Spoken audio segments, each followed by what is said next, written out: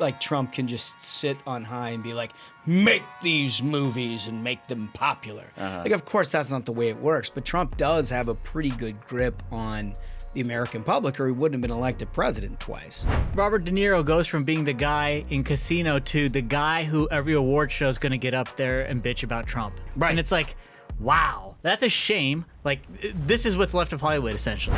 My point is that my friend here, John Ashbrook, just doesn't respect art. He watches stuff for explosions. There's nothing wrong with that. There is nothing wrong with that. Not for story.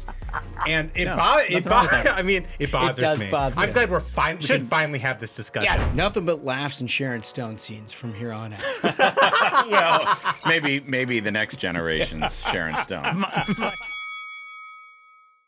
Why was the government shut down? Because big insurance greed knows no limits. The same insurance companies pocketing billions in profits were demanding billions more in taxpayer-funded subsidies again, putting millions of families at risk, shutting down our government. Now, unless they get their billions, the big insurance companies are threatening to raise your premiums even more, putting greed and profit before patients. It's time to hold them accountable. Ladies and gentlemen, your attention, please. Keep the faith, hold the line, and own the libs. It's time for our main event. Fun Time Friday. We trust you all had a wonderful Thanksgiving, as I know we did here at the Ruthless Variety Program. I am Josh Holmes, along with Comfortably Smug, Michael Duncan, and John Ashbrook, left to right across your radio dial, as always. Fellas, everybody good? We survived. Oh, yeah. We're good. Right here. Everybody's great. Can't wait for this episode is truly going to be a fun time Friday. I'm thankful for this episode and for all of your friendship. I am too. And there you go. when you eat as much as we did yesterday, you're full of opportunity and full of ideas for a wonderful episode. And let me just say, on behalf of the fellas, the gift of misogyny in the Thursday recommendations smash was not unnoticed. You know, just a handful of jokes. If you can't like some jokes. Listen to me. If you have to basically do every single dish in your house, you should at least be able to laugh about it. Yes. Yeah. No, I think that's fair. I mean, that's the plight of a man in today's society. And there is absolutely no danger that any of our wives actually listen to this episode. Whatsoever. No, zero. None. They won't know any I different. just love the idea that, you know, John Ashbrook's like the Andrew Tate of Thanksgiving. Yeah. Oh, it's so good. I am a high value man. That's right. You got to live out what you want here, because the reality is when you're home, you're washing all the dishes. Yeah. That's just the way it is. I think that's you fair. got to have a couple of laughs. It's good. I like it. It's good. All you need laughs is what gets you through the day. It's true. It does. It really does. So we've got a lot to cover in this particular episode. I don't know that you all have noticed, but it has occurred to us on this particular Black Friday, you with family. You know, if you're shopping, you're shopping. Most people are like, we order our stuff online these days. But, like, there's a lot of family time, and people burn it with movies. Mm-hmm. And they aren't what they used to be. No. None of them. Nope. They're just not. 100% not. You know what I mean? Occasionally you'll get something. Like, what was the lightning thing that we watched on Netflix? The Death by Garfield? Lightning. Yeah, great Fantastic. thing. That was Death good. by Lightning. If you haven't watched it, it's about James Garfield. Great stuff. I have a quick aside that's actually going to lead us right into the segment, which is, for the longest time, there's a genre of film that I've been really enjoying when I get to catch it. Sometimes if it's like, you know, you're flipping the channels, it's like TBS, or someone's going to air one of the old hits, like, you know, how they air Goodfellas almost on loop from time to time, or this great genre Shawshank. this great genre of films I love that's like 90s and early 2000s, which was just like the greatest movies where it's just people having a good time, a good laugh. You had some good dramas come out of that time period. Yep. And none of it is like stupid, woke bullshit. This is before Hollywood decided that they're the moral arbiters of the world and they have to moralize to people. Those were such great movies. And I was like, you can't find them on Netflix, because Netflix is basically all just like original content that they're shoving down there. And now every studio's got their own streaming service. And it's like, if you ever wanted to just watch movies from that time period, You know, Yeah. I'm talking about like Forrest Gump and stuff like that. You know what I mean? Like how movies used to be, just good time movies. I defy anybody to turn on like an Eddie Murphy comedy of the 80s and 90s and not see how it holds up. Like it's still very, very funny. By They're the way- still good. By the way, Netflix has a new documentary up about Eddie Murphy. Yeah, it's good. Interesting. I watched Okay, that too. I gotta check It that is. out. It is very good. Very, very good. But Planes, Trains, and Automobiles? Yeah, great. Thanksgiving classic? Yeah. It's so good. It's so they just good. don't make movies like that. But you saw Hollywood start to twist and turn in the Obama years, where it began not only just to start creating a whole bunch of shit, which nobody would ever watch, but the accolades, the awards, the recognition for every film that came out were things that you literally would never watch. Right. You know what I mean? They're like, Right. first of all, it's not in English. Second of all, it doesn't hold any American value whatsoever. It's and then like Robert De Niro goes from being the guy in Casino to the guy who every award show is going to get up there and bitch about Trump. Right. And it's like, wow, that's a shame. Like this is what's left of Hollywood, essentially. Totally right. So we couldn't help but notice Donald Trump did a whole bunch. I think, like, look, there's a bunch of anxiety here in Congress and D.C. over the holidays and everything about, like, what are we doing here? We don't have a legislative agenda, which, by the way, is totally fine. You guys did what you needed to do with the big beauty. But what happened at the beginning of the Trump administration in terms of shifting culture away from DEI, away from the climate regime, a bunch of cultural issues, like reset the dial in terms of how corporate America is dealing with their business. And it just like has occurred to us over the last 8 months as we're watching all that. Like, why isn't the entertainment industry a part of this discussion? Trump, if anything, is a part of the entertainment discussion. Like, he's lived his life this way. He's the first guy who was famous for being famous. He was the guy on my transistor radio as I was growing up talking about all the things that he was working on, who, like, there was no relevance to Minneapolis, Minnesota, but he was on there talking about stuff, and he was famous for being a rich guy doing important stuff. He gets this at, like, its core. And so, like, it's always been an open question. Like, when is his influence that he has just absolutely smashed upon corporate America turned back the dial on things like dudes in women's locker rooms, DEI, climate, whatever, going to affect the information that you consume? Like, when is that going to happen? Because Hollywood putting up a real resistance about that. You'd like a regular movie here, here and there at least. Right. You know, Denzel. I watched a movie. You guys always make fun of me for my movie selections.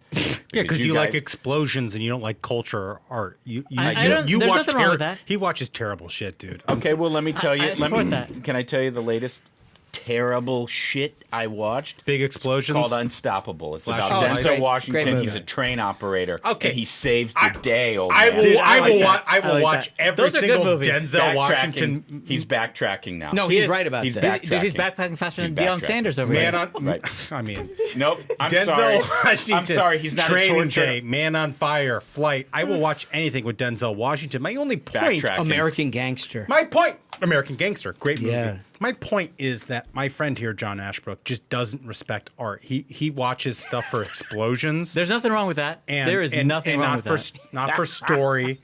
And it nothing wrong with that. I mean, it bothers does me. bother I'm you. glad we can finally have this discussion. Yeah. I We're think he's doing right it for live. I We're think he's doing it right live. for it.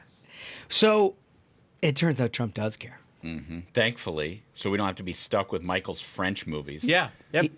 Yep. No. He's not wrong. Well, He's not wrong. wrong about that. Anyway, so there's an article in Semafor by Ben Smith. Do you have any comments? Who's a crook, but a friend. You can't just say that about somebody. but a say friend. that. You can't say In he's my a crook. opinion, friend. I find him crookly.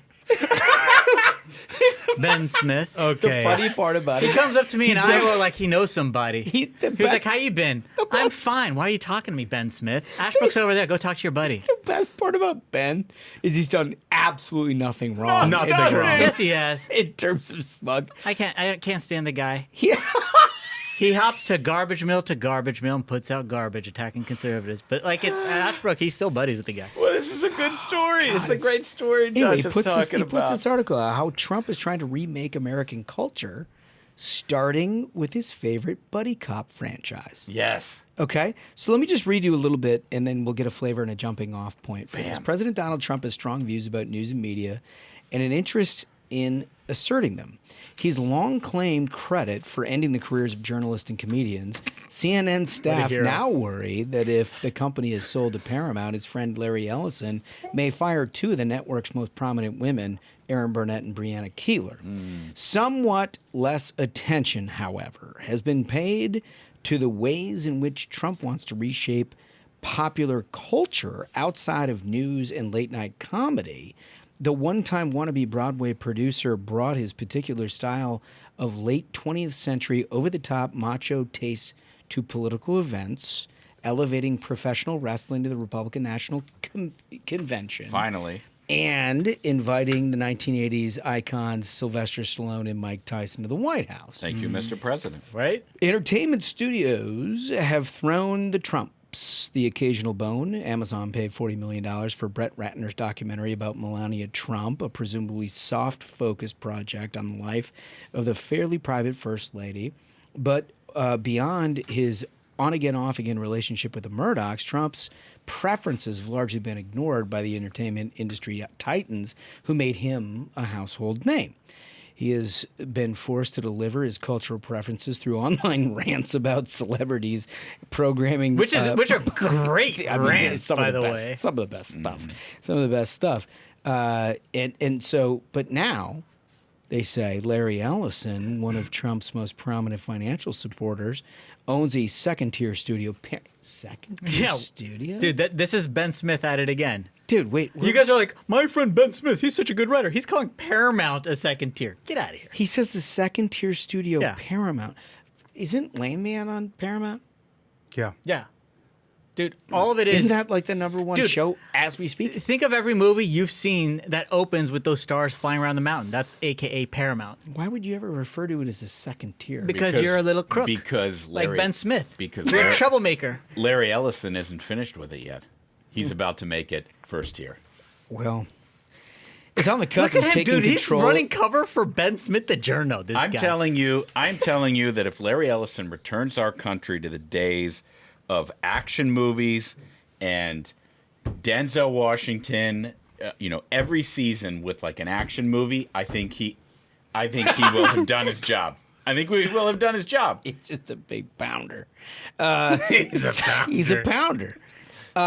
He's on the cusp of taking control of the great Warner legacy That's right. because there's going to be a merger. I don't. Well, there's currently bids have been put in for Warner. Like a number of studios, Netflix has put in a bid. Yeah. Paramount's put in a bid.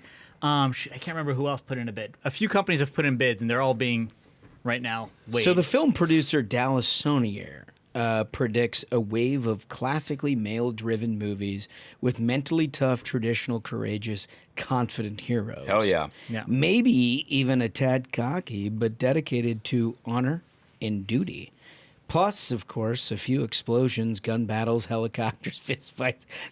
I feel like he's there. We're living in an era where smash and is so rewarded. here's the thing: that is terrific news if this is the case, because this is like He is a river, and there is the canyon. So we've had fairly disparate You want to ideas. get me back to the theater? I wanna bring take up- Michael's movies off the screen and put mine on. No. He's just pounding the canyon right now, Michael. I want to bring up a couple different things. So one of them is, what's the children's show? It's Peppa Pig. That Duncan would be like, it's horrible because they always act like, Hello, Peppa. they act like Dad Pig's an idiot, right? Now, But they always make He's fun of him. literally a nuclear physicist. So here's the thing: is one of Duncan's you've got good- that, good and then takes. we've had for the past like 20 years, every male depicted on screen as like a bumbling idiot, and then a woman comes and saves the day. Right. And Yeah. it's like, despite my like stupid husband or this stupid guy, the boss girl is able to save the day. Every movie has had I'm that. the smart, articulate, feminine Exactly. role Like, who's she's- going to save you from your misdoings. That's the thing is we've Right. been inundated with that stupidity. Yeah. Right. Meanwhile, you've had like stories from the like dawn of time, like the oldest poems told of heroes and deeds, like the Odyssey. All these stories listen to you. of courage and honor and these lessons to be learned by people. We can bring that back. Okay. So first of all,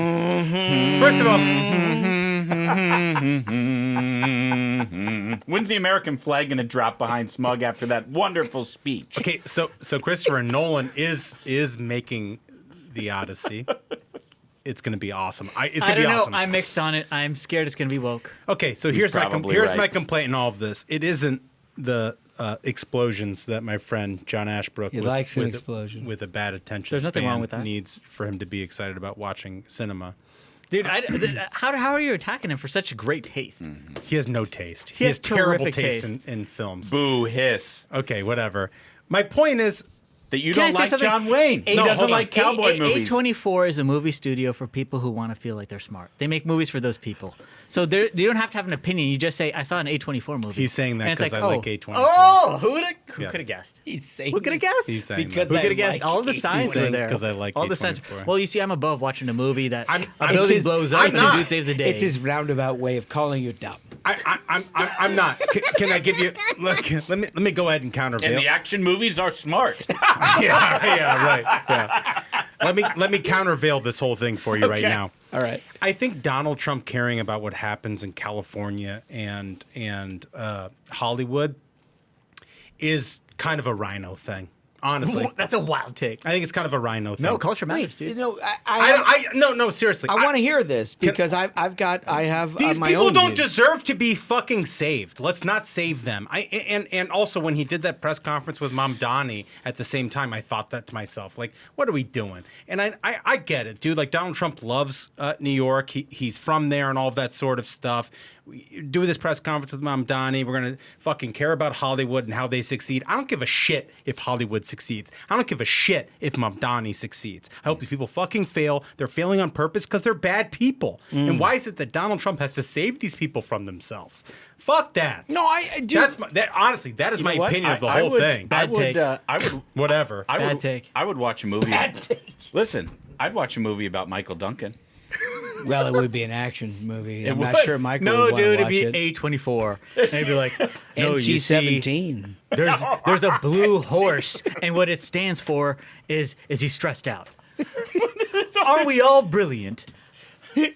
Well, this is better than a dude with a machine gun mowing down terrorists. Dude, I think Duncan would be taking out the terrorists. I- A movie about Duncan is Duncan saving America. Let me just say that I Yeah. had no idea Yes. this was going to just devolve into attacking each other about all of our preferences. But I will say, like, look, it's worth noting what Trump's preferences are because I know. he likes the action and the comedies of the 80s and the 90s. He's passionate, for instance, this is according to Ben Smith, which I'm sorry, it's just this is where our jumping off point is. He's passionate, for instance, about 1988 Jean-Claude Van Damme sports flick Bloodsport. And also, how's that referred to as like a sports flick? That's like a martial arts movie. But like that's the thing. Like look at Duncan I think throwing it's it up kinda- I think because it's that's kinda iconic. That's iconic. The number of times I iconic. watched Bloodsport with my dad, Yeah. and you saw the scene where he's dipping the like the hands in the glue and then the broken glass. You're Yeah. like, it is so on, dude. I'd It is like so to see. on. Here's my modification suggestion for Bloodsport. I'd like to see it as a reality show where the greatest fighter from every continent shows up on the White House lawn to prove that they are the best. Dude, so we've talked This was gonna so rule. Ashbrook and I have talked about this, and we want to do it like Street Fighter, right? Yes. So it's like you've got us, There's no weight class. Blanca, you've got Ryu, Right. You know, you got a sumo fighter Yeah. from Asia, okay? You got Sagat. You got somebody from Africa. You got the big Russian. You've got somebody from South America who fights in their style. And, like, you got the North electricity. American. Yeah. You have literally somebody for like the Canadian Mountie, Hadouken. whatever Canada has to Dude, offer. that would be top tier. Wouldn't that be Incredible. that'd be fucking Terrific. own? No weight class, all fighting styles, the best fighter on the planet decided on the White House lawn. And you while got to put Donald him in the Trump is cage. Dude. president. In the cage. It should I be just just don't- like two go in, one goes out, where it's just like they have like monitors on them for pulses, and it's like only when one has kicked out. Fine. Regional Fine. tournaments where you follow their stories. There are cameras all over the place. You can build these stories and have regional tournaments. tournament. Hold on. This Let me episode press- is off the fucking rails. Let me press pause on all that because he's not done with his recommendations. Trump apparently has discussed with the Paramount owner an effort to revive another franchise from Ratner, Rush Hour, a buddy cop movie starring Jackie Chan. Great film. And Chris Tucker that Yep. blended physical comedy with martial arts, gags about racial stereotypes. Trump convincing Ellison Do you to see? make See, that's new another Ben Smith installment. thing. Do you said and gags about racial stereotypes? Do you see how Ben Smith tried to make like jokes into something that's evil. Like this dude always does this. Racial humor, he says. Well, he said We used to be allowed to have a good time in this broad country. racial humor Ben. might have been unwelcome a few years ago, if not much earlier.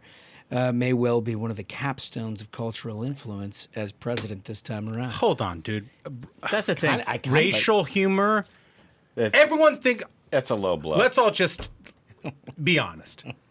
Everyone finds that kind of a little bit funny. Dude, Everyone does racial and if you jokes. Can't And laugh that's the about thing is- your own thing. Yeah, right. We used do to- it all the time. In this country, we used to be able to have jokes and good times with each other, as opposed to now, where the Democrats are like, no, we prefer summer race riots. Yeah. And then like some wine-drunk white lady kissing the foot of Jasmine Crockett. We think that's a healthier way for people to interact with each It's other. not about being racist. It's about like making fun of each other is fucking funny. Well, it's hilarious. It's I funny. mean, at some level. I mean, look, if we wouldn't get these scripts flown into us from Smug on a flying carpet, I don't That's know right. what we would do. Exactly. And here's the thing.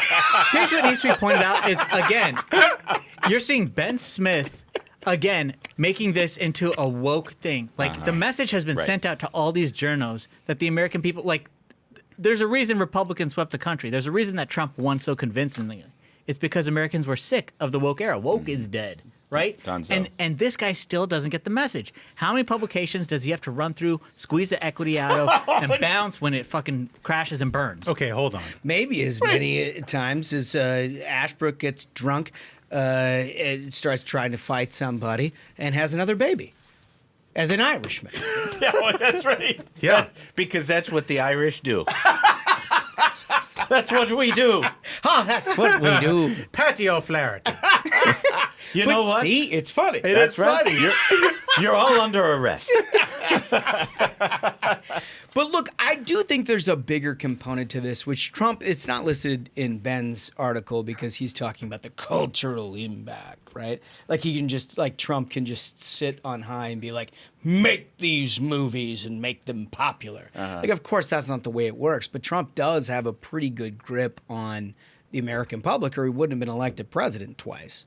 You know what the perfect example of what he is describing imperfectly is Top Gun 2. Yeah, Top Gun 2 is a perfect example dude. of where everybody showed Yep. up because it's been a long time. Like, we had to suffer through all these Italian, like, subtitle things that won awards, and all of a sudden you throw fighter pilots back up, and they're killing stuff and having... And that was an Ellison movie. Because Yeah. that's what, and it was a huge hit. It's because the American people actually enjoy good movies that are made to entertain. But I think there's a couple of things happening here. One of which is actually controllable by Donald Trump, and some of which is him just reading the tea leaves on what the American public want. I think he's not wrong about Trump?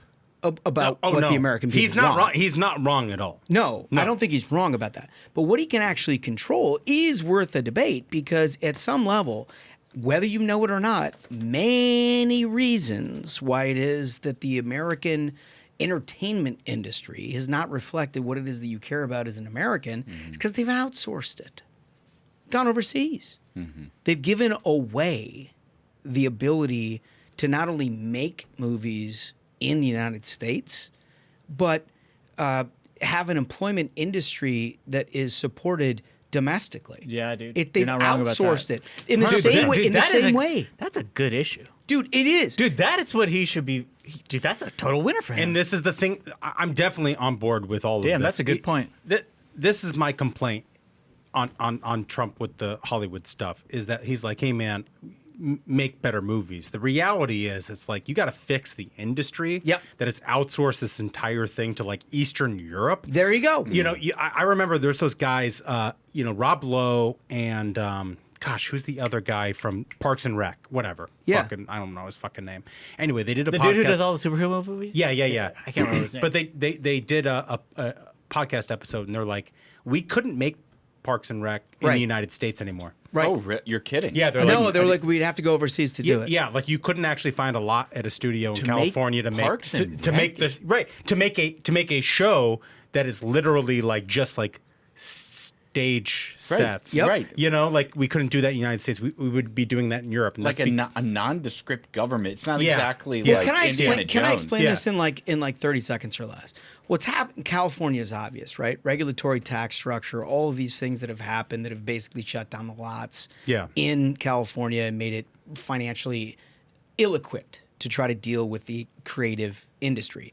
There's a bunch of states in the interim when California was doing all of this that provided some tax incentives. Like Georgia. Yeah. Georgia, Yeah. Texas, I think Montana, Missouri is definitely one of them. They try to do some things to try to create, and they did. You know, what's his name? The guy that's he made Yellowstone, Taylor Sheridan. right? He's a part of that discussion, and that he's filmed a lot of these things following what it is that they've got there. But if you look overseas, what they've done is basically create a tax incentive structure that helps you write off the cost of a film if you're just showcasing their deal. But they do have a couple of things that they require. One of which is you got to be culturally relevant to the people that you're dealing with, right? And the people that you're dealing with overseas that are providing these tax incentives certainly aren't Americans. Yeah. They certainly don't have our best interests at heart. You're making movies that basically incentivize people to have a cultural disposition that show us in the least possible light. Oh, wow. Right? And that is what's happened. And so this is where I'm saying that like Trump actually does have a hand on the ball here if he chooses to use it. It's not about like calling Paramount and saying, hey, make this movie because it'll be popular. If you were to re-incentivize the American film industry to reconstitute itself in the United States, and I'm not talking about Hollywood, California's a lost cause. But if you were to provide a tax incentive structure that is at least competitive with the international world on that, and then you were to have cultural tests, components about like, you know, what is it that American people stand for and believe in? And then also, if you reinvigorate the American film industry to make it relevant for Americans again, what you also nip in the bud is shit like studios making films that are like especially sensitive to the Chinese audience or like the Chinese government because it's like, well, That's they're the another biggest thing. That shit, international that box shit office. pisses me off. You know what I mean? Like If you could somehow reinvigorate the American film industry and remove it entirely from California, I'm on board. like I love like that. there was Totally. like Tom Cruise was saying there was pressure on them because in Top Gun. Yeah. Top Gun 2, he was wearing a patch that had like the flag of Taiwan, and yeah. the Chinese tried telling him take that out of the movie, and they were like, "Fuck you, we're not going to take it out of the movie." No, So dude, like that, you're 100% right. Like reacclimate the movies towards an American audience because you don't want to have like China calling the shots on what's a hit and what's not. nothing but laughs and Sharon Stone scenes from here on out. Well, maybe the next generation's Sharon Stone. Listen, I want to get to a next story, but I want to take a break first. The next story is one that we all appreciate in that X has put on top of itself a new transparency about the influencers that have these massive followings, and it includes where they're registered and where they're coming from. Hint, they're not American. Right after this.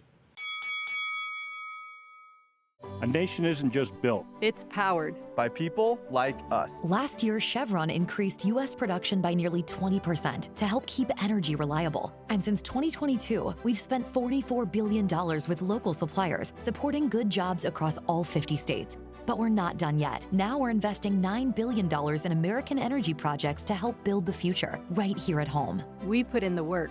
Because America depends on it. Learn more about the hands at work powering America. Okay, so listen, X. There's been a lot of criticism about some of the accounts and where they come from because they are playing a increased role in public policy and media coverage or whatever. So people asked for some transparency, like where are these things coming from? You get these accounts, like for example, we've all had accounts for like 15 years or whatever, and you know, people who follow us, they follow us, and that's great, and we appreciate it. But like we've been in it and then you see somebody pop up like a couple years ago and have like 1 million followers, and you're like, how? Like, Yeah, how does like, that... and it's like Jim Thompson MAGA, and the takes. It's like you could kind of see how English is the first language, but you could kind of see how, well, wait a minute, this is not a normal thing. Almost for also an just like English-speaking person. a very sort of ruptured version of the American English language that at most gratuitously could be described as spectrum, Right. and most accurately described as not American. Right. And I think what Elon and the crew did over at X was like, all right, let's provide some transparency. Let's find out where these people are.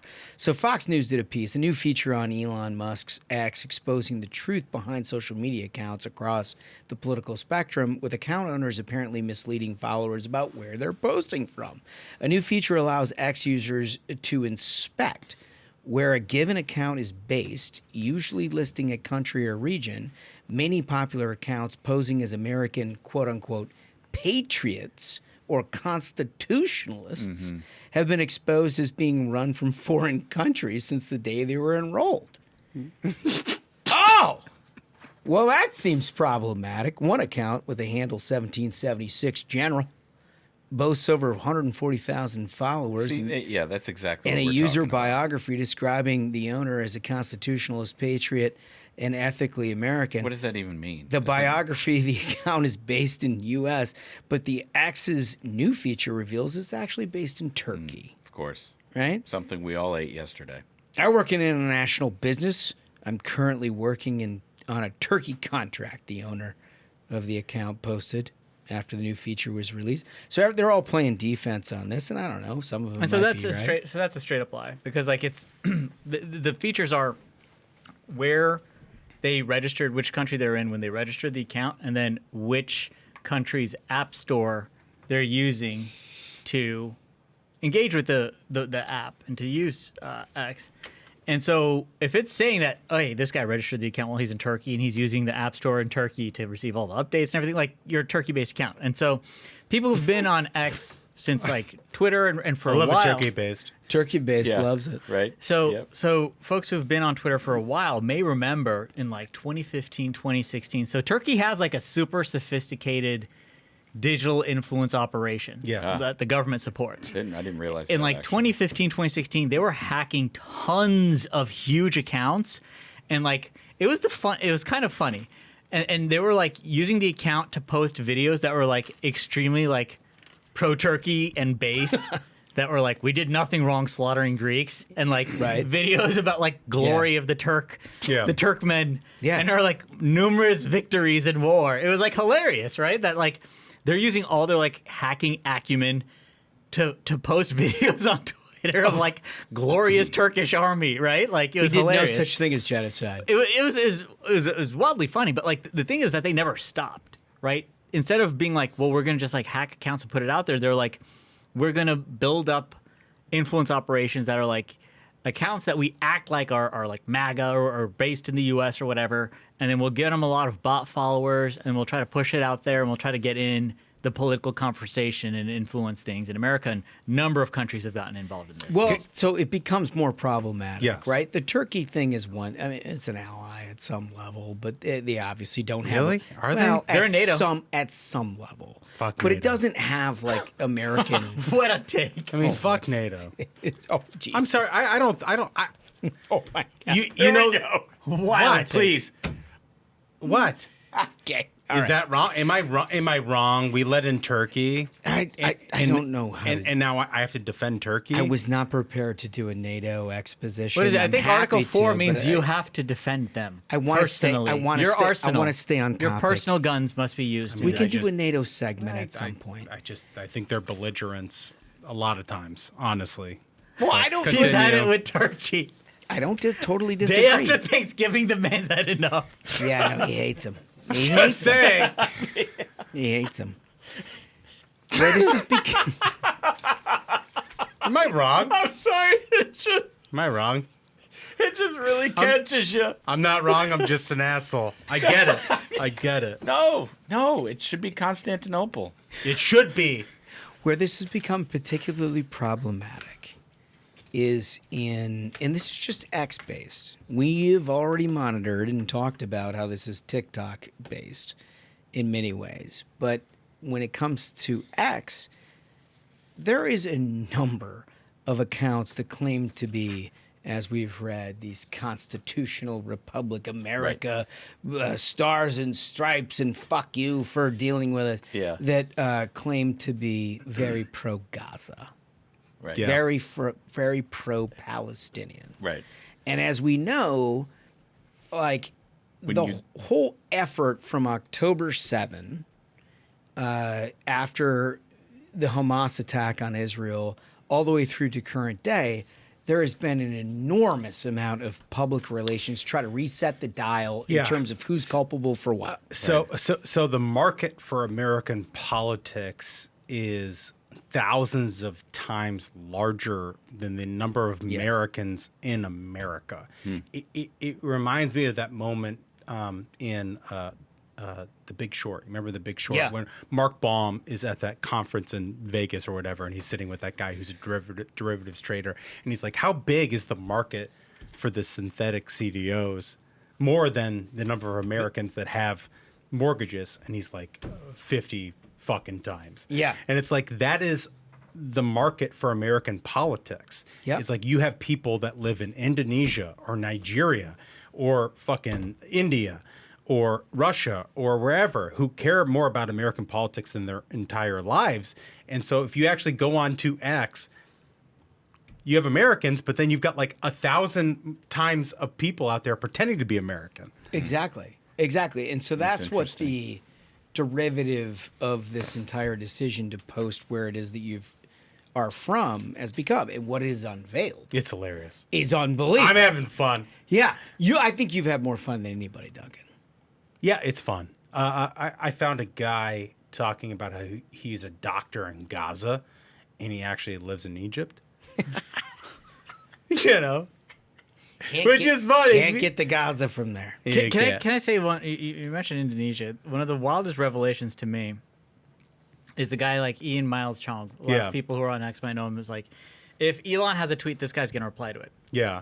Right, and it'll be like trying to agree with Elon because he's like, the more you agree with Elon, the more the algorithm will like me. It's, I guess, the theory. Bro, when this. Elon tweets, he's like Vin Rames in a gimp suit. Oh my God. For Elon. God. And like, here's the thing, dude. Yo, do your thing. Whatever. I think it's fucking disgusting, and you're a weirdo, honestly. But whatever. Enjoy it. Yeah, but I think the biggest Not revelation, American. So the thing is that like everyone used to always dunk on him and be like, "You're in Indonesia, dude. Like, why do you care about American politics so much?" And then after this comes out, it turns out he's actually based in the United Arab Emirates. Oh, how did that happen? Weird. Which, like, it's not like you find out that, like, oh, actually, he's in New York City and he like super cares about the. But it's like another layer to it. Where it's like, I don't even care about Indonesia, bro. He's like, ladies and gentlemen, I'm very concerned about the government of Bibi Netanyahu. So look, the reason it's also kind of weird that he's not in America because I mean, Kilmar Abrego Garcia is in America. So why didn't Ian Miles Chong come to America? Like, why aren't these?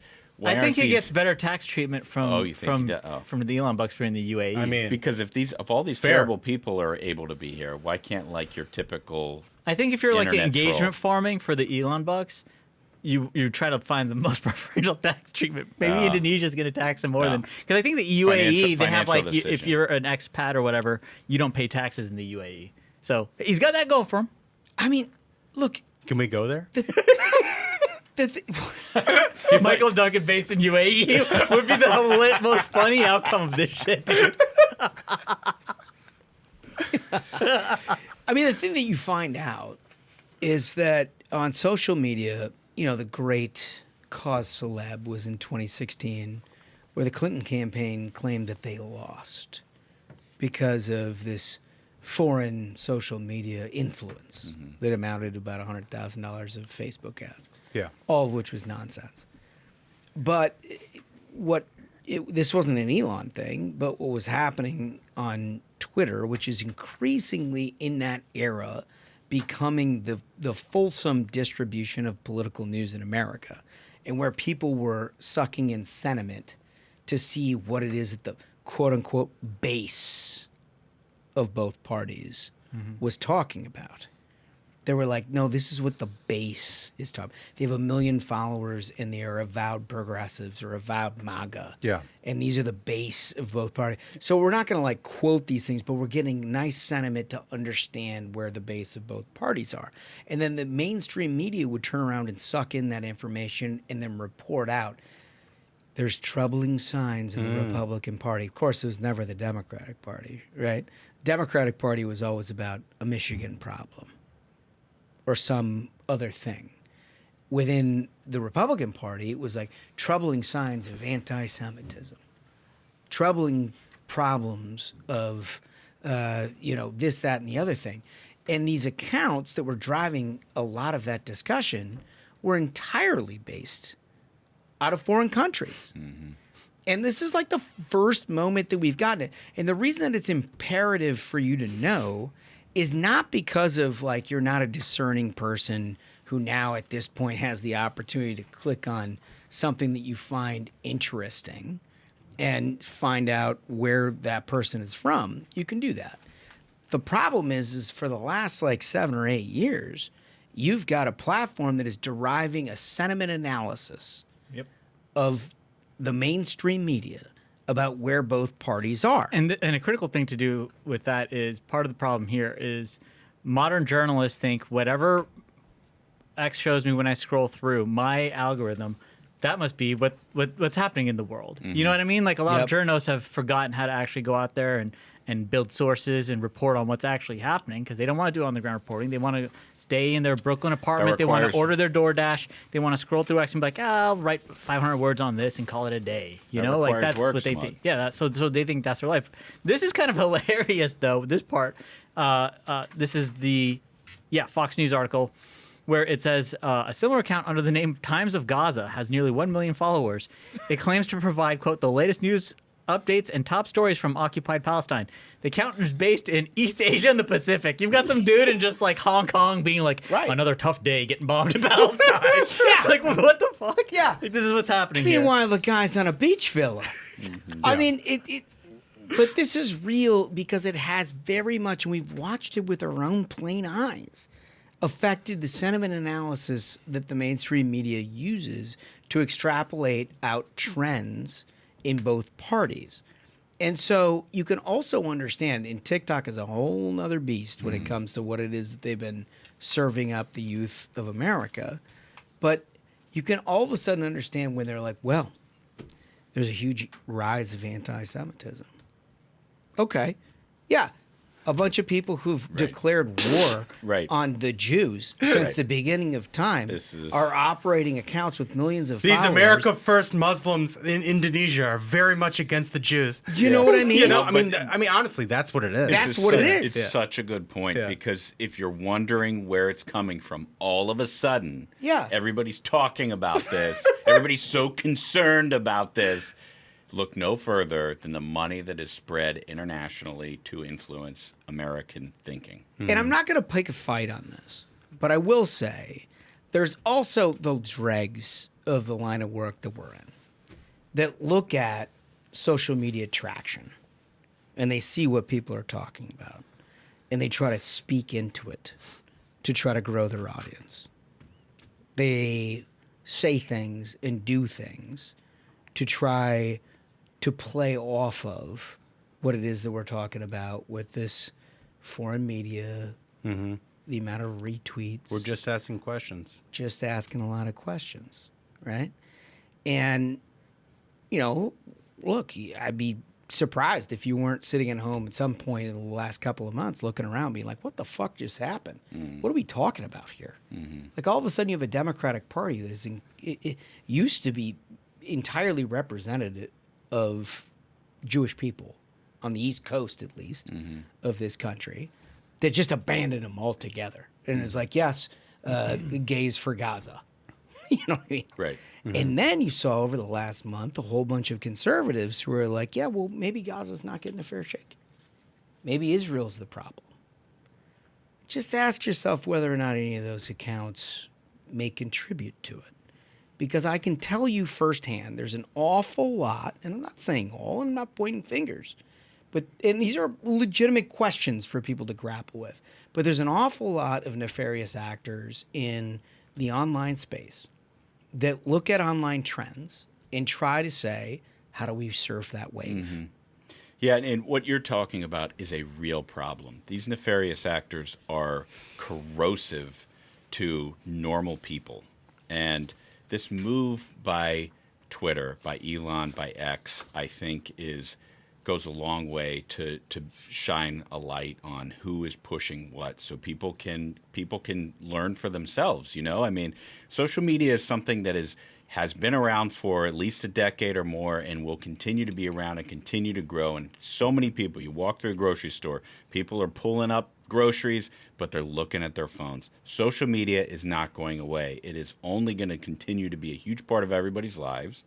And the more transparency that you have about who is posting what helps you understand who is actually your neighbor thinking something that you may disagree with, and who is some rando in Bangladesh being paid by some Muslim who hates America. Yeah. You know what I mean? Fair enough. How about we try to come together as a country, even though we disagree with things, rather than listen to the foreigners. Hell yeah. The foreigners hate you. Beware the foreigners foreign influence. They want, dude. Yes. They want what you have, and they want to take it I from know you, and they they want do. to tear it down. I know, man. Oh, and I feel like fucking Bill the Butcher. Yes, Right dude. now. I will. No, In but the it's 5 not. points. But here's the thing: it's not Bill the Butcher, because the 5 points was a society where everybody killed each other in the streets. We grew up in a society where we played baseball on weekends. Yeah. Our parents grew up in a society where they played baseball on the weekends because their parents earned that for them. Yeah. The greatest generation. And because of that, we do not live in a Bill the Butcher type society. We do not want to import that, Yes. either digitally Yes. or physically. Yes. And America Yes, is so much buddy. more important. American hero. Let's John go. Ashbrook. Let's go. Let's It's true, go. dude. You It's are. true. It's right. You're right. You're right. It has nothing to do with the way people look. You're It right. has to do with people who think that what we have together as a country is worse than, like, okay, He loves I'm pounding. pounding on the He's table. pounding on the I table. get- He's a pounder. He's a pounder. it's important to keep this place together. Yeah, you got to pound sometimes. You do. Got to pound sometimes. I'll just say this: if you've seen something over the last 6 months that you're like, "What the fuck is that?" Like, I've never heard anybody say that. Well, have a look. Right. See Have a something, look. say something. Take a click. Just have a look and wonder whether or not your favorite host has decided to surf the wave. Mm-hmm. That's all I'm saying. And I will put Just wonder I will about put a it. finer point on it. If they are offering their opinion from a foreign country, their opinion doesn't matter. Yeah. Finer point. America first. America first. Remember our question of the day? Our question of the day is, what feature would make social media even better? Yep. Right? So our question is, like, look, I think this is a great first step. this is a first step. What would make it better? Like, do you have to, if you're some left-wing dude living in, L.A., masquerading as a MAGA conservative, trying to push every MAGA discussion into the absurd, and you build a following out of doing that, like, is that a problem? I don't know. I'm a pretty, like, clear-cut free speech guy. So I'm conflicted. So I have a simple solution. This is just my idea. Oh, I'd love to hear let's hear yours. it. And I bet Elon wouldn't do this because it would probably drive down engagement numbers and average time spent on app. But it's a simple and very elegant solution. Let's get rid of the algorithm. Make it all chronological, like when Twitter used to be. Yep. And it was an absolute meritocracy. Accounts that had something funny to say, something witty to say, they'd get retweeted and everyone would see it. And you never had to deal with worrying about, well, people can try to, this tweet is engagement farming, and it's Bot been farming. it's perfected to do one thing, which is engagement farm. And it's like when the algorithm was like, oh, well, videos will easily rise to the top. You saw all these people posting just like AI slop videos, and then it just became inundated with that. So it's like, instead of trying to figure out an algorithm to keep people glued to it as much as possible, especially now that X has been purchased by XAI and is essentially just like a training data set for AI. So you aren't really motivated to try to glue people to it as much as possible. Make it all just chronologically based like it used to be. I love it. You've I think already that was my favorite era of Twitter. Yeah, you've already stopped all the shadow bans, and you've brought back all the conservatives who were unfairly banned from Twitter. That was what needed to be done. If you go back to just timeline based on chronology instead of algorithm, it'd be incredible. Yeah, it would be. No question about it. All right, so listen, speaking of good ideas, Yeah. it's Thanksgiving weekend. We've celebrated the holiday. But as we all know, we're at the end of it, and we're just going to let it fly. You need to have some Z-biotics. That's right. Great You call. need to have some Z-biotics. I got to tell you about a game-changing product we all use before we go out and have a good time. It's a pre-alcohol drinks mug. That's right. So it's right here. This is Z-biotics, and what it is a lot of people think that when you have a drink that you get dehydrated, and that's why, here it is right there on the screen for you, that you get dehydrated, and that's what makes you feel awful the day after. Well, it's not that, because you can be pounding your Gatorade and doing whatever, and you still might feel awful. The real reason is when you have alcohol, your stomach breaks it down. There's these toxic byproducts. That's what's making you feel awful, and Z-biotics knocks it right out, but you have it right before you start drinking. That's the secret. And I was skeptical, honestly, when we started doing this, and then we all learned Yep. how valuable it was. And I'm sure there were many minions out there who for the first time took it and they thought to themselves, oh, this isn't going to work. And then it did. Then they wake up the following day and they're like, wow, it actually did. And recently, I got to point out a tweet we got from Brandon, Yeah. who was at the Grove. Yes. And he said, I survived the Grove, so spreading the quote, or at Z-Biotics gospel at the Boulevard with SMU, with college friends and fellow minions en route to a pony victory, all thanks to the Ruthless fellas. Yes. And that's the thing is, like, everyone, so I like bringing it when we're on the road, when we do shows, because I like getting the credit from people who've been on the following day, like, wow, it worked. Yeah. Thank you for it. So that's why I like always having it with me. Totally. So if you go to zbiotics.com/ruthless, you can learn more and get 15% off your first order when you use Ruthless at the checkout. Z-Biotics is back with a 100% money-back guarantee, so if you're unsatisfied for any reason at all, they'll refund your money, no questions asked. Let me just tell you, you're not going to want a refund. It's fantastic. Go to zbiotics.com/ruthless and use Ruthless at the checkout for 15% off. Fellas, how about a little variety? Yes. Great idea. This is some unhinged variety. Unhinged. Can we get the graphic first?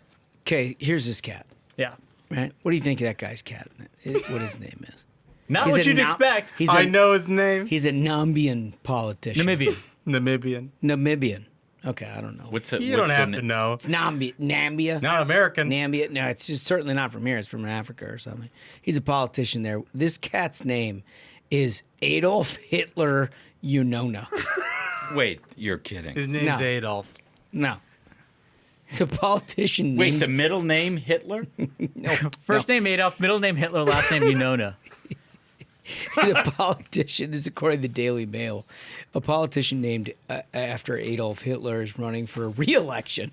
He's already won once with that name in Nambia. I mean, that's something. So this Namibia. guy must have a hell of a Namibia. platform to first overcome that name. Dude, I don't think it's that. I think.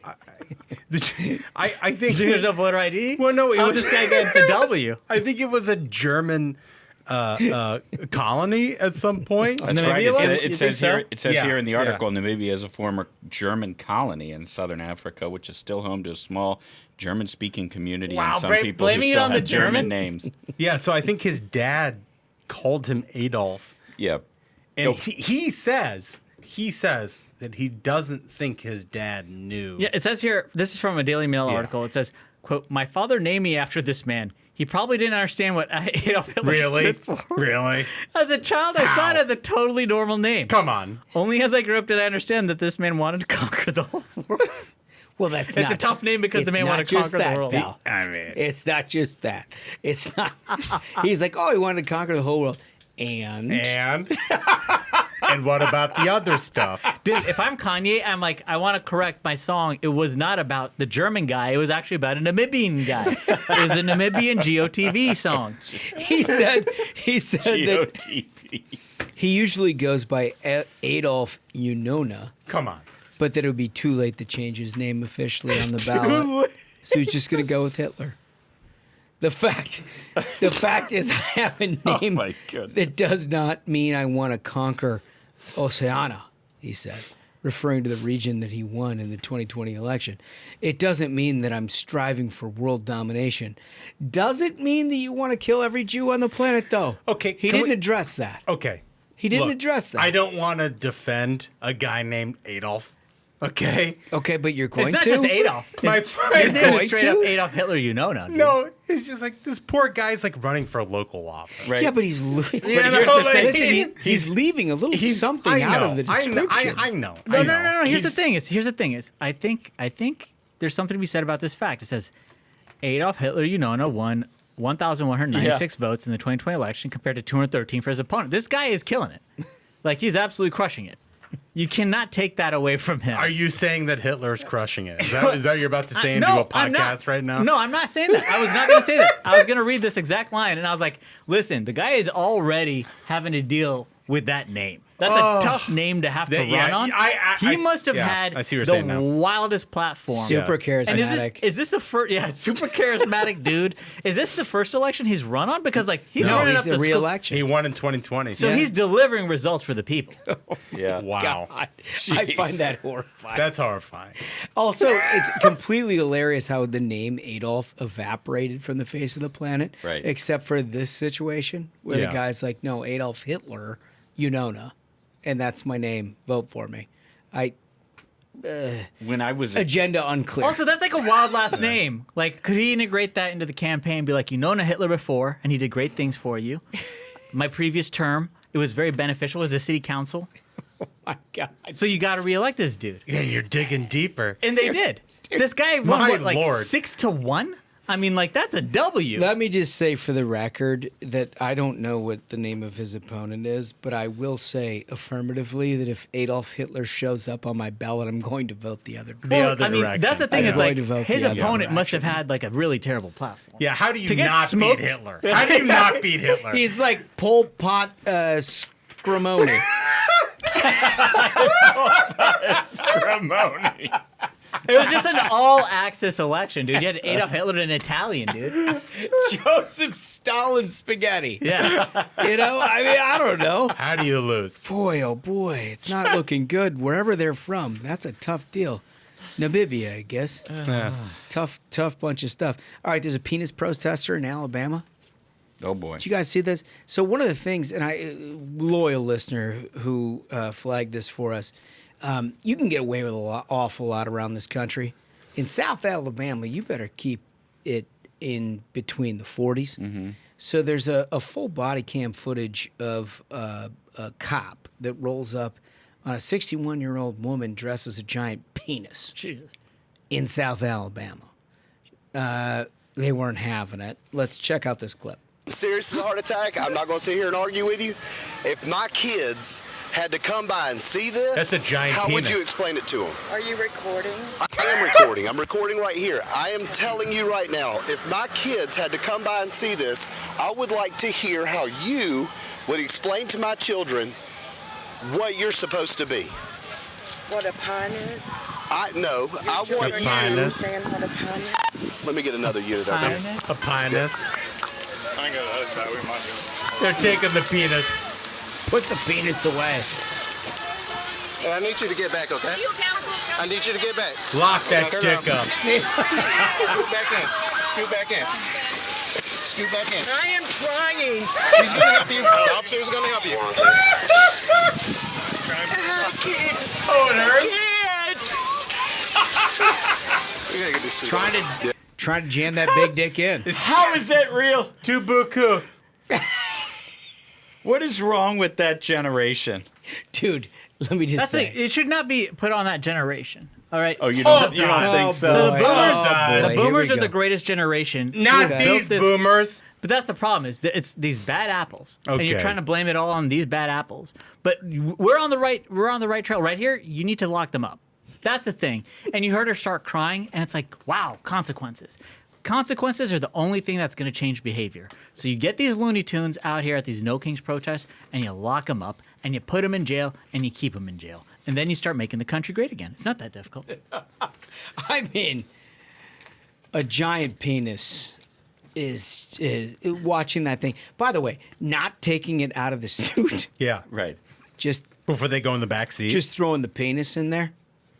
You know what? I support that. I did too. Actually. Make it as horrible as possible. Yeah. Fuck you. Keep him in the thing. Yeah. Yeah. I love it. Do you think that's what they did for the mug shot? Just took a picture in the penis. That and the side? Amazing. Well, acting like a huge dick. No question about that. Okay, so next there's a rogue ambulance.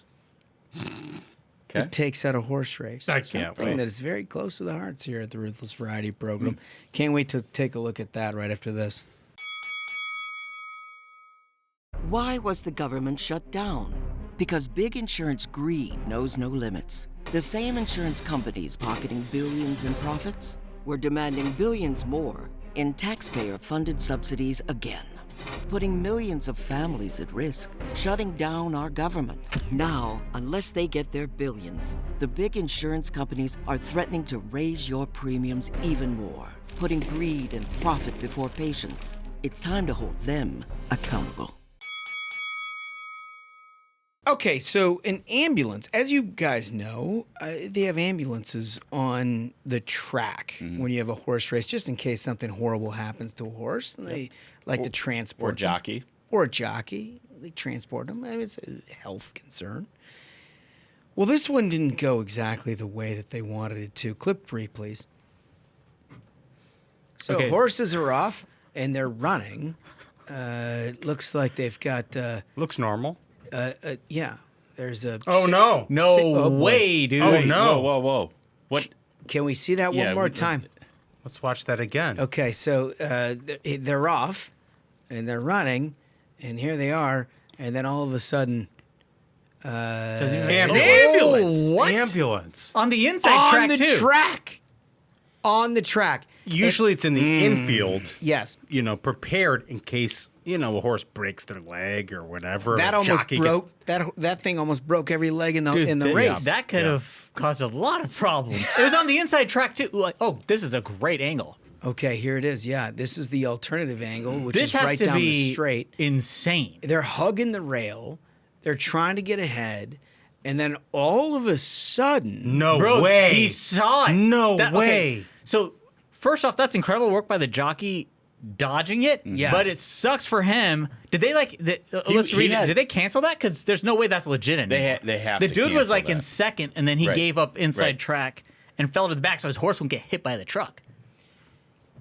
I'm That's not sure unfair. that they... I'm outraged. I'm not sure that they reran it. I'm outraged. This is unbelievable. This is taking place. It says Evangeline Downs. in Yeah. Opelousas, Louisiana. We have to shut down this track till we can figure out Can we what's get going Senator on. Cassidy? Yeah. Can we get him to talk? Because this is unbelievable. needs If they to didn't answer cancel for the this. results of that race, Needs to answer for it. this is unbelievable. No question about it. That's crazy. I mean, that horse could have been cooked, like right there on the track. Could have been cooked. Could have been cooked. That's insane. Right. That's insane video. We're always looking out for the welfare of animals on this podcast. Yeah, you know us. That Especially alternative horses. angle was insane, dude. Everybody says that. In slow mo, like he'd have been dead too. Forget Yeah. the horse. Yeah, that's why you get a like It's a and bit subscribe, much. so you can see that kind of thing. Terrible. That's right. You're not going to see it Awful. anywhere else. Right? Right here on the Ruthless Friday program. Only. Listen, Brent Gardner is a guy that we asked to come give the lay of the land on where everything sits politically on the Hill and everywhere else right now. Well, when we get to the end of the year and so much undone on the congressional calendar, it's important to see where the priorities are. And I can think of nobody better to come in here and explain to us what's going to happen between now and the end of the year than our good buddy from AFP, Brent Gardner. How are you? I'm great, guys. How are you doing? Good. Pretty good, pal. Good. Yeah, it's great to see you again. Of course, the government has reopened. and sort of in the way that you laid out.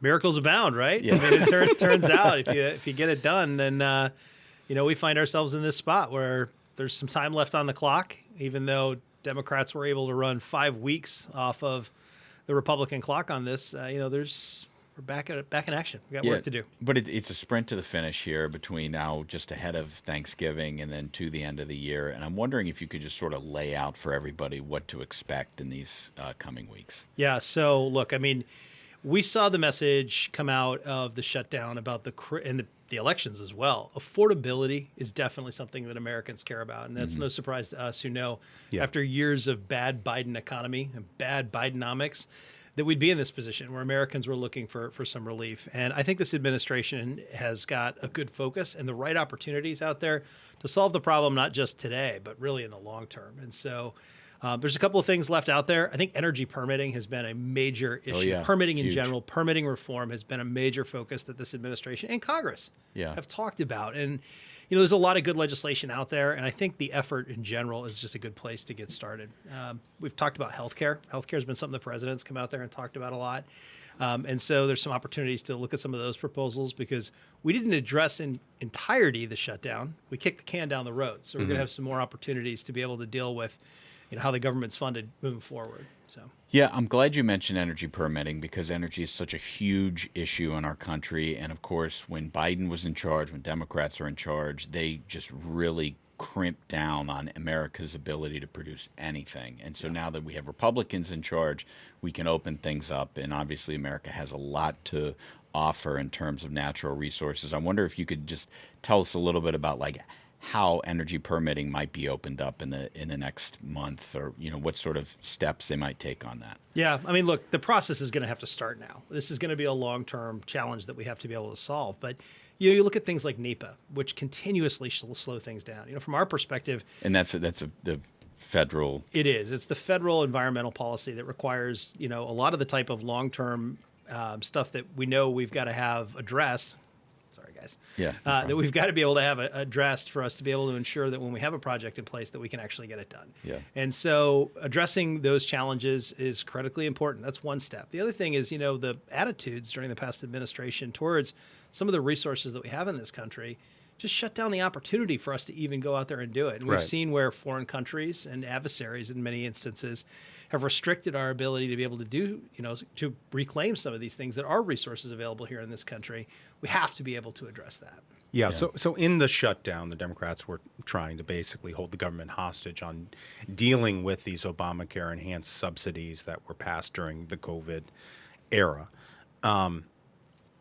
There is talk of some sort of bipartisan agreement on an extension of those subsidies, maybe with reforms or something like that. I know also, Senator Cassidy's been talking about maybe shifting some of those resources to a HSA account that's controlled by people rather than sent to insurance companies. Where do you think ultimately this debate, ends up? Yeah, I'd love to hear great ideas come out of Congress. Yeah, right. I think the HSA stuff is something that AFP and most Americans have supported for a really long time. The number one supporter of HSAs are suburban women, and who've been such an important player in elections. Look, I think there's going to have to be a solution like that. It's not just Senator Cassidy. I mean, certainly the president has been very specific about things. Just this week, he put out some social media talking about the fact that, ultimately the opportunity to extend subsidies isn't something Congress should waste their time on. He's not interested in it. But there is an opportunity to give people directly those dollars so they can act as educated consumers, so that way they can focus those dollars not at big insurance companies, but at the health care that they need. It's funny you say that, though, dude, because that when you said there's suburban women who this issue is important to, and I think about the way my home runs.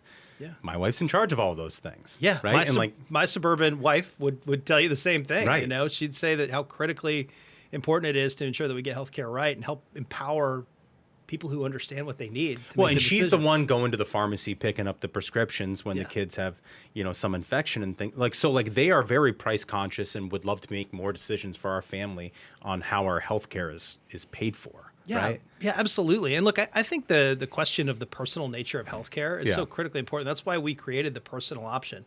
the idea that we're going to continue to drive healthcare policy that gets further and further away from patients and doctors and the people making those choices, that's always been a bad idea. It's been a bad idea since Obama and before that. And so solutions that try and move those dollars closer to the control of the patient and give them the opportunity to do it, that's not just good economic sense. It's really where people want it to be. It's good political sense. And so I do think that that's going to have to be part of the solution. Yeah, no, we talk about this a lot on our show and every time you come on, but one of the great strengths of AFP is the fact that you have thousands of people out knocking doors, not just when there's an election in a month, but every single day of the year. And I'm guessing that healthcare is a topic that they're hearing about. Yeah, I think healthcare, affordability, all these topics that wind up national issues, we hear about every day. Yeah. Because the folks who are out there that are the energy of the grassroots, having conversations in driveways, at doorsteps, and also with those of us that work at AFP, is how critically important this is to solve, not because it's the opportunity to win on a political issue, but because this makes a difference for American families. And so I think, yeah, this is definitely going to be the kind of thing that energizes them going forward. Yeah, and on the energy subject, obviously energy is critically important to people from an affordability standpoint. Energy prices seem to be going up because Democrats, when they were in charge for 4 years, crushed America's natural resources and limited everybody's ability to have sort of an all-of-the-above approach to energy. And so it's crimping pricing, not just for consumers, but for industry as well. And before you got on, we were talking about this push for an AI, this AI push that the president is talking about that's maybe like bubbling up in Congress, and there's an energy component to that as well. Yeah, these things are all connected. You know, things certainly accelerated for the 4 years under Joe Biden, but Democrats for a long time have created distortions in the energy marketplace that's created a significant challenge. It's dealing with international competitiveness. And when we look at the tie-in around AI, the focus right now on creating a federal preemption to ensure that we don't have 50 different laws governing AI, it's intended because AI is, as everyone believes, to be one of the next really big economic drivers, one of the big technological drivers that's going to impact national security. One of the challenges that we face, whether it's AI or if you are someone who cares about, the electrification of the surface transportation fleet, or if you are President Trump who wants to see a reindustrialization of America, the challenge is we've fallen behind our international competitors because we've tied both hands behind our backs at this point. And so, the opportunity to be able to have a moratorium on states doing that for a period of time so that we can get AI right, so that the U.S. can be the national lead, the international leader around AI. It's so critically important that we don't smother an industry that we should, by every right and reason, lead. Well, and Trump's whole point on this, and I think it is the right point, is like the only way we lose this tech race vis-a-vis China or whatever is like we beat ourselves, right? Like that we somehow stop ourselves from winning this race. But there has been arguments on the issue of regulation of AI, from conservatives, from Republicans in Congress and in the House and the Senate. How is that ultimately abated? Do you think this is something that would actually happen this year? Yeah, I think it could. I think the NDAA is probably the best vehicle for it. Okay. We're hearing from folks in Congress that they want to see it. We're hearing from leadership in Congress that they're ready to move it. And AFP is going to be really active and engaged on this. We were engaged in it during the One Big Beautiful Bill. It was successful in the House, even under the reconciliation rules, and got stripped out by the parliamentarian in the Senate. The opportunity to move this forward is a big one. It's the kind of shot in the arm that American AI companies need to be able to continue to drive that kind of leadership. So I do think there's an opportunity to do it. NDAA is likely to pass before the end of the year, and I think it's a great opportunity for us to get something done. Amazing. Yeah. Seems like there's a lot going on here towards the end of the year. I think there is. I think it's important. Republicans, they have been consistent in their messaging during the shutdown. They've had an aggressive agenda. Taking 5 weeks off the clock is something that I think has left them wanting to do more. The opportunity's here, and I think the American people are calling for it. Awesome. Well, Brent, thank you so much for coming in. Always an education. Yeah. We learned so much, and thanks for everything that AFP is doing. Thanks, guys. Appreciate Thank it. you. Yeah, that was great. And I like that he came in here to give us like a lay of the land of how things are going to transpire here over the next, 6 weeks. And ending the year. It's a time in which coming back from the government shutdown, we're trying to figure out what's going to happen in Congress, and so having him come in is very helpful. Yeah, he knows an awful lot. Nice to have a little something under the dome from time to time. We like that. Yeah, no spin here. Yeah. On the Ruthless Friday program. Listen, I hope you all had a wonderful Thanksgiving. I know we did. And we're going to be back at it next week with a full lineup of incredible guests and commentary as we get to the end of the year, which I think has got some fireworks. Mm-hmm. Yeah. So a lot of good stuff coming up. A lot of good stuff. Good, bad, and the ugly. All coming at you at the Ruthless Friday program.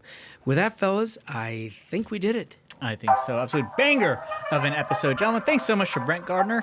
And thank you to the listeners. Remember, if you have not yet, go to the YouTube, hit that subscribe because it's more fun in video. So until next time, minions, keep the faith, hold the line, and own the libs. We'll see you on Tuesday. Stay ruthless.